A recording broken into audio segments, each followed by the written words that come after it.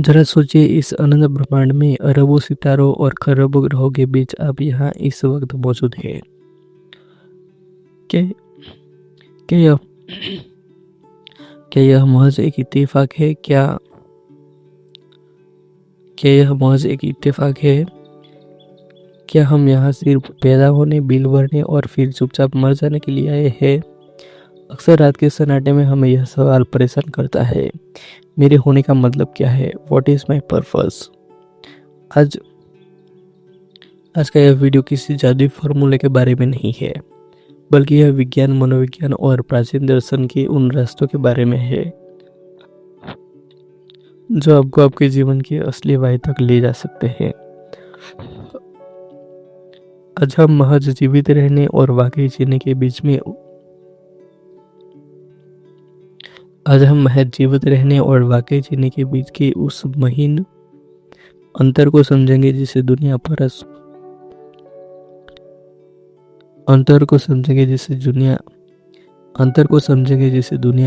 कहती है। इकिगाई, जापानी संतुलन, द इकिगाई बैलेंस। शुरुआत करते हैं जापान की उस मशहूर दर्शन से जिसे दुनिया इकिगाई कहती है। इकिगाई वह बिंदु है जहाँ चार चीजें आपस में मिलती है। पहला, वह जो आपको करना पसंद है। दूसरा, वह जिसमें आप माहिर है। तीसरा, वह जिसकी इस दुनिया को जरूरत है। और चौथा, वह काम जिसके लिए आपको पैसे मिल सकते हैं। ज्यादा लोग पूरी जिंदगी सिर्फ चौथे स्तंभ यानी पैसे के पीछे भागते रहते हैं और अंत में अधूरापन महसूस करते हैं। लेकिन जिस दिन आप इन चारों का संगम ढूंढ लेते हैं, उस दिन आपका काम बोझ नहीं बल्कि आपकी साधना बन सकती है।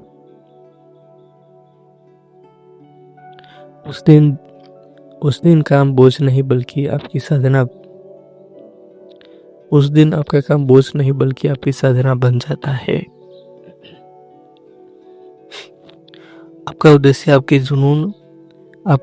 आपके जुनून और दुनिया की जरूरत के बीच छिपा होता है।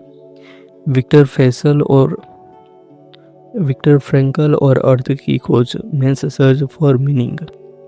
लेकिन क्या होगा अगर जिंदगी कठिन हो जाए? महान मनोवैज्ञानिक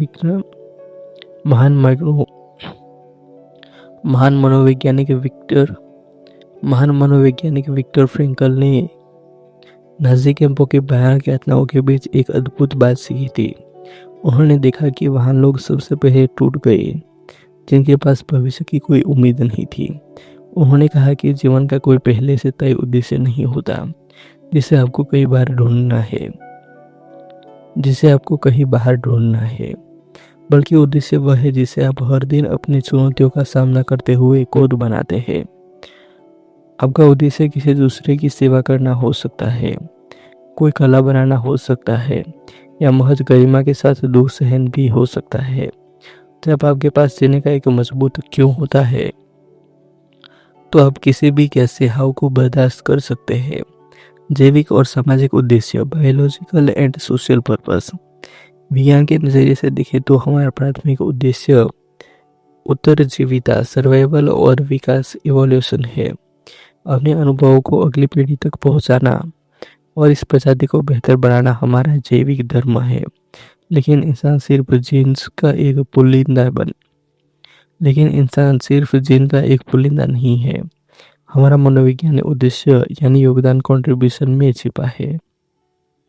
रिसर्च बताती है कि जब हम खुद के स्वार्थ के ऊपर उठकर किसी और की मदद करते हैं तो हमारा दिमाग ऑक्सीटोसिन जैसे खुशी के हार्मोन रिलीज करता है।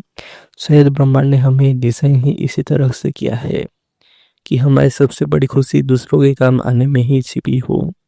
भारतीय दर्शन, चार पुरुषार्थ, द एंशिएंट इंडियन विजडम।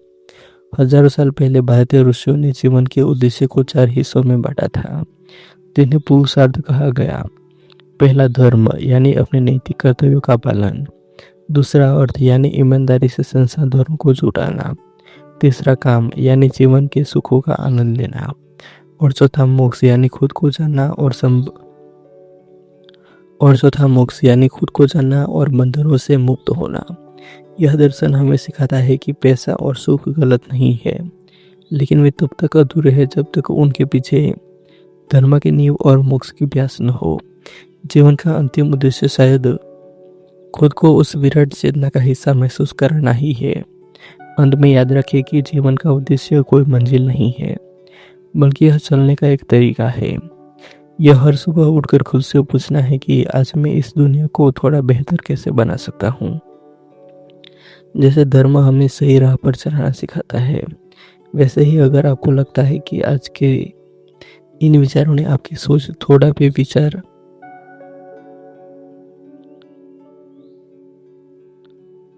वैसे ही अगर आपको लगता है कि आज के इन विचारों ने आपकी सोच को थोड़ा भी विस्तार दिया है, तो इस संदेश को अपने उन दोस्तों के साथ शेयर करें जो शायद खुद को खोया हुआ महसूस करते हैं। ज्ञान बांटना भी जीवन के महान उद्देश्यों में से एक है।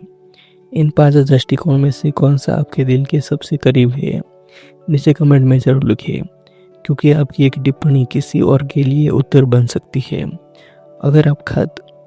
अगर आप आत्मखोज और व्यक्तिगत विकास के इस एवरग्रीन सफर में हमारे सहयात्री बनना चाहते हैं, तो इस वीडियो को लाइक करके अपना समर्थन दें और हमारे चैनल को सब्सक्राइब करें। याद रखिए, आपकी ज़िंदगी महज एक संख्या नहीं है, यह एक अनंत संभावना है। अपना उद्देश्य ढूंढें और उसे जिए।